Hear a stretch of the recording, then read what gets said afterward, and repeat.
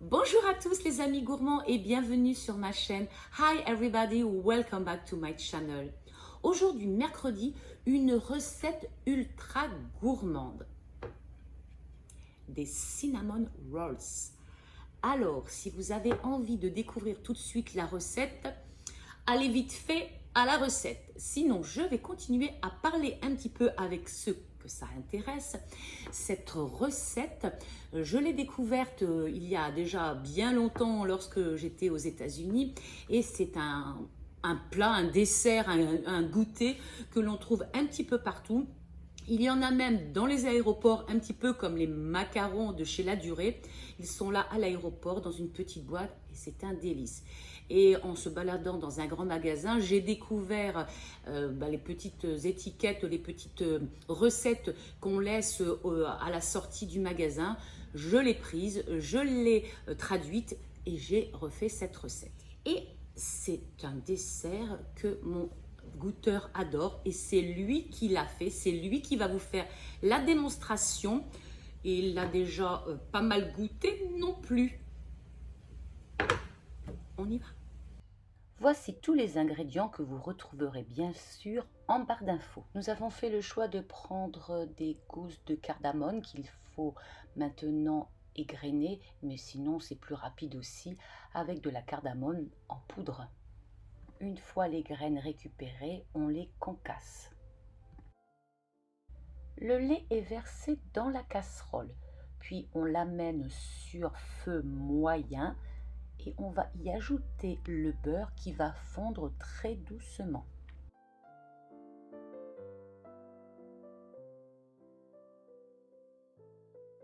Pendant que le beurre fond doucement dans le lait, nous allons nous occuper de la levure fraîche de boulanger que nous allons émietter dans un petit peu de lait tiède.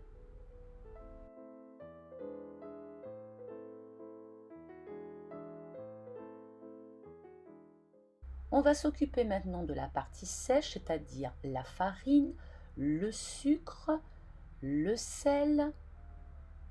On mélange bien l'ensemble.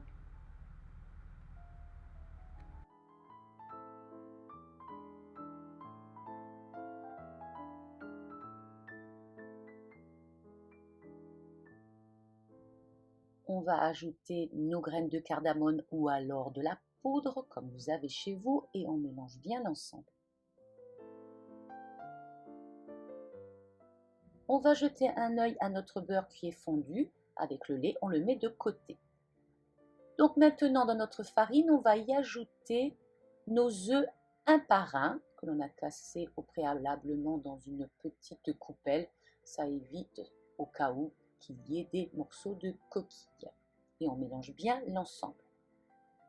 Puis on va ajouter notre levure et la même chose, on mélange bien l'ensemble.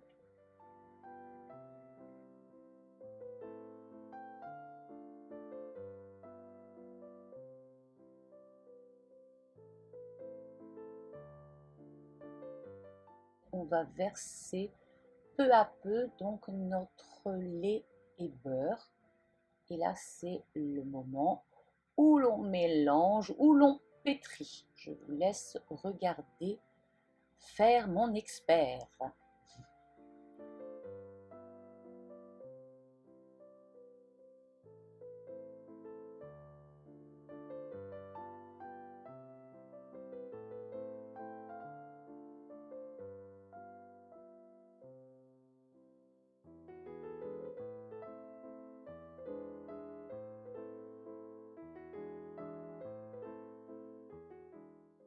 Dès que l'on a fini de pétrir la pâte et de faire une belle boule, on la laisse se reposer sous un torchon propre. Vergeoise, cannelle et du beurre mou. C'est parti, on prend la vergeoise ou bien de la cassonade que l'on mélange avec la cannelle. On va aller rechercher sa pâte qui a bien gonflé. Et c'est parti, donc maintenant on va l'étaler avec notre rouleau, bien fariner le plan de travail et le rouleau bien sûr pour éviter que ça ne colle. Et c'est parti, je vous laisse regarder mon goûteur en action.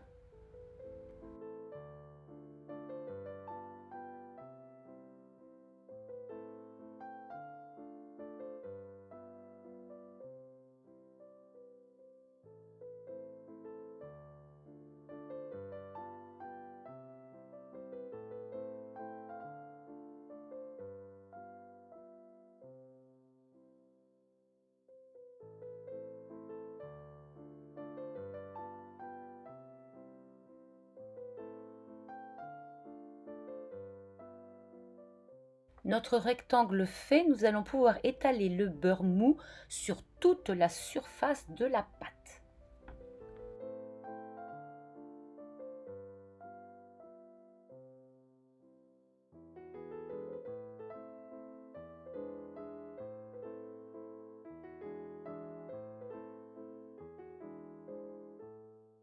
Maintenant, on va saupoudrer sur toute la surface notre mélange de cassonade et de cannelle.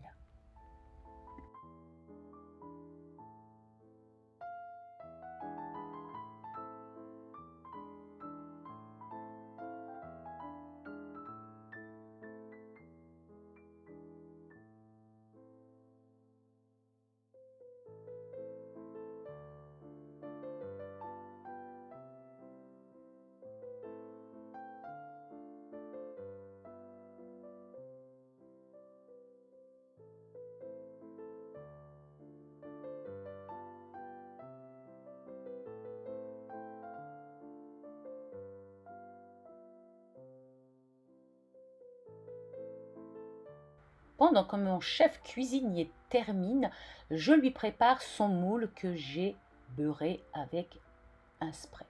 Ensuite, pendant ce temps, il va nous découper 6 bandes de pâte.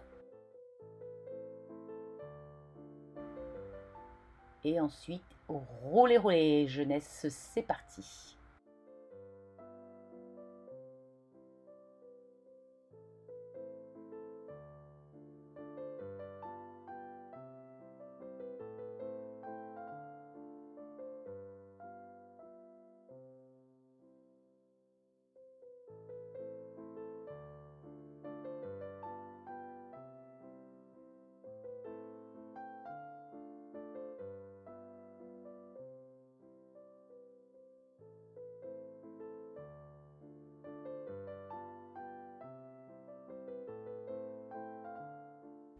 La liste des ingrédients en barre d'infos, bien sûr. All ingredients are in informative bar, of course. On commence par faire fondre le beurre, puis dans un plat, on va ajouter le sucre glace, le Philadelphia et le beurre qui a légèrement refroidi. Je prépare mon batteur pendant que mon goûteur met le dernier ingrédient, la vanille. Et ensuite, c'est parti. On mixe délicatement et longuement jusqu'à obtenir un glaçage bien lisse. Miam, miam. L'autre gourmand là, regarde. Le goûteur, qu'est-ce qu'il fait? Il suce le caramel. Pendant qu'on finit le caramel du moule, ils ont le temps de refroidir un petit peu et on va pouvoir mettre dessus notre glaçage.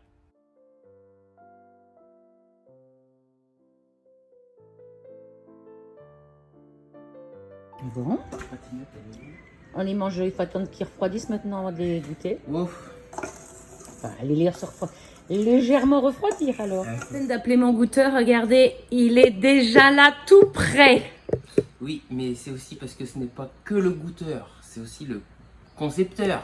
Oui, le Enfin, concepteur, le le pâtissier, pâtissier, voilà. Parce que c'est moi qui l'ai fait. Et alors, lequel je vais choisir? Purée, quel embarras du choix. Oh, un petit pour commencer. Commence par un petit. Allez, Ils sont attends. un peu tous pareils. D'accord. Alors, on va regarder comment ça se détache. Voilà. Voilà. Oh, oui. Et alors là, je vais le couper en deux, je vais pas faire trop mon gourmand pour montrer comment ça se présente les couches à l'intérieur. Donc voilà, on voit bien les couches. J'en ai plein les doigts, c'est sucré, c'est bon. Et là, ouais. C'est encore tiède. On a tout de suite la cannelle qui vient en bouche. Oh, c'est bon. Ça te rappelle les États-Unis? Ouais. C'est encore tiède. Peut-être le laisser refroidir un peu plus. Mais c'est pas mauvais. La cardamone. Bon, j'arrive.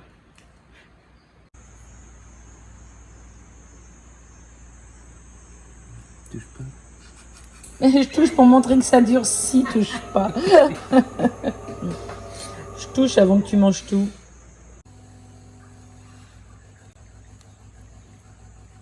Et voilà, une fois que c'est froid. C'est bon. Cannelle. Là, avec, comme c'est froid, ça, Ouais. c'est bon. Hein. Il va pas rester grand-chose pour que je goûte bientôt. Ah ouais, t'as intérêt à te dépêcher.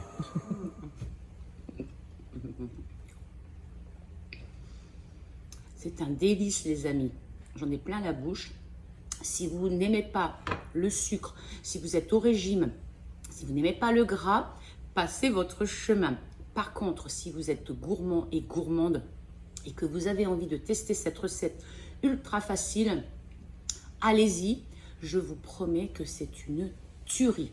Oui, évidemment, au moins 2500 calories à la bouchée. Mais c'est ça qui est bon, quoi, n'est-ce pas? Allez, on se retrouve la semaine prochaine.